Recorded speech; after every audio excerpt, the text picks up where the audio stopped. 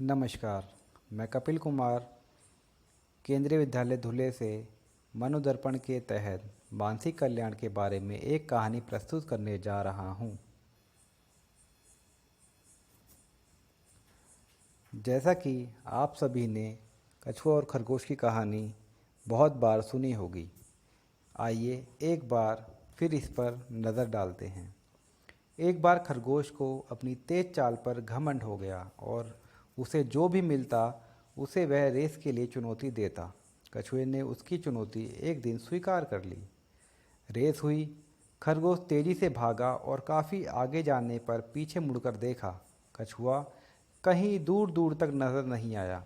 उसने मन ही मन में सोचा, कछुए को तो यहाँ तक आने में बहुत समय लगेगा, चलो थोड़ी देर आराम कर लेते हैं। और वह एक पेड़ के नीचे लेट गया। लेटे लेटे कब उसकी आंख लग गई उसे पता भी नहीं चला।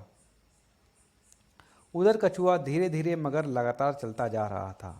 बहुत देर बाद जब खरगोश की आंख खुली तो कछुआ लक्ष्य तक पहुंचने वाला था। खरगोश तेजी से भागा, लेकिन तब तक बहुत देर हो चुकी थी और कछुआ रेस जीत चुका था। कहानी की सीख, जैसा कि आप सभी को पता है, धीमा और लगातार चलने वाला रेस जीतता है। यह कहानी तो हम सब जानते हैं। चलिए अब आगे की कहानी देखते हैं। अब देखते हैं इस कहानी का भाग 2। रेस हारने के बाद खरगोश निराश हो जाता है। वह अपनी हार पर चिंतन करता है और उसे समझ आता है कि वह अति आत्मविश्वास के कारण यह रेस हार गया। उसे अपनी मंजिल तक पहुंचकर ही रुकना चाहिए था, लेकिन वो बीच में ही सो गया था, इसलिए वो ये रेस हार गया। अगले दिन वह फिर से कछुए को दौड़ की चुनौती देता है। कछुआ पहली रेस जीतकर आत्मविश्वास से भरा होता है और तुरंत मान भी जाता है। रेस होती है। इस बार खरगोश बिना रुके अंत तक दौड़ता है और कछुए को एक बहुत बड़े अंतर से हराता है। इस कहानी की सीख क्या हुई? इस कहानी से हमने सीखा, तेज और लगातार चलने वाला धीमे और लगातार चलने वाले से हमेशा जीत जाता है। यानी धीमे और लगातार होना अच्छा है, लेकिन तेज और लगातार होना और भी अच्छा है। रुकिए रुकिए, कहानी अभी और बाकी है। अब देखते हैं कहानी का भाग 3। इस बार कछुआ सोच विचार करता है और उसे यह समझ आता है कि जिस तरह से अभी रेस हो रही है वह कभी भी इसे नहीं जीत सकता। वह एक बार फिर कोशिश करता है और खरगोश को नई रेस के लिए चैलेंज करता है। इस बार वह रेस का रूट, जो रास्ता होता है, अपने मुताबिक रखने को कहता है। खरगोश तैयार हो जाता है क्योंकि खरगोश आत्मविश्वास से भरा होता है। रेस शुरू होती है। खरगोश तेजी से तय स्थान की ओर भागता है, पर उस रास्ते में एक तेज धार नदी बह रही होती है।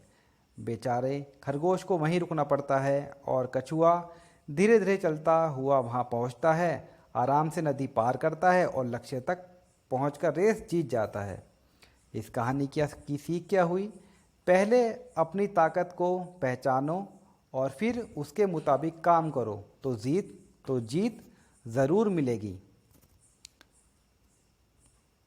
रुको रुको, कहानी अभी और बाकी है। अब देखते हैं इस कहानी का भाग 4। इतनी रेस करने के बाद अब कछुआ और खरगोश अच्छे दोस्त बन गए थे और एक दूसरे की ताकत और कमजोरी को समझने लगे थे। दोनों ने मिलकर विचार किया कि अगर हम एक दूसरे का साथ दें तो कोई भी रेस आसानी से जीत सकते हैं। इसलिए दोनों ने आखिरी रेस एक बार फिर से मिलकर दौड़ने का फैसला किया, पर इस बार प्रतियोगी के रूप में नहीं बल्कि टीम रूप में काम करने का निश्चय उन दोनों ने कर लिया। दोनों स्टार्टिंग लाइन पर खड़े हो गए और जैसे ही रेस शुरू हुई और तुरंत ही खरगोश ने कछुए को अपनी पीठ पर बिठा लिया और तेजी से दौड़ने लगा।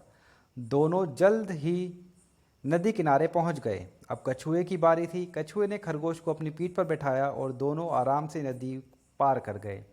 अब दोनों एक बार फिर खरगोश कछुए को उठाकर फिनिशिंग लाइन की ओर दौड़ पड़ा।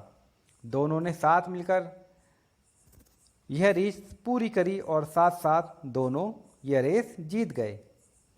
अब दोनों एक दूसरे की कमजोरी और ताकत को पहचान चुके थे। दोनों बहुत ही खुश थे और संतुष्ट भी थे। आज से पहले कोई रेस जीतकर उन्हें इतनी खुशी नहीं मिली थी। कहानी की सीख, इस कहानी से टीम वर्क हमेशा व्यक्तिगत प्रदर्शन से बेहतर होता है। यानी व्यक्तिगत रूप से चाहे आप जितने दक्ष और होनहार हो, लेकिन अकेले दम पर हर मैच नहीं जीत सकते। अगर लगातार जीतना है तो आपको टीम में काम करना सीखना होगा। आपको अपनी काबिलियत के अलावा दूसरों की ताकत को भी समझना होगा और जब जैसी परिस्थिति हो उसके हिसाब से टीम की ताकत का इस्तेमाल करना होगा। धन्यवाद।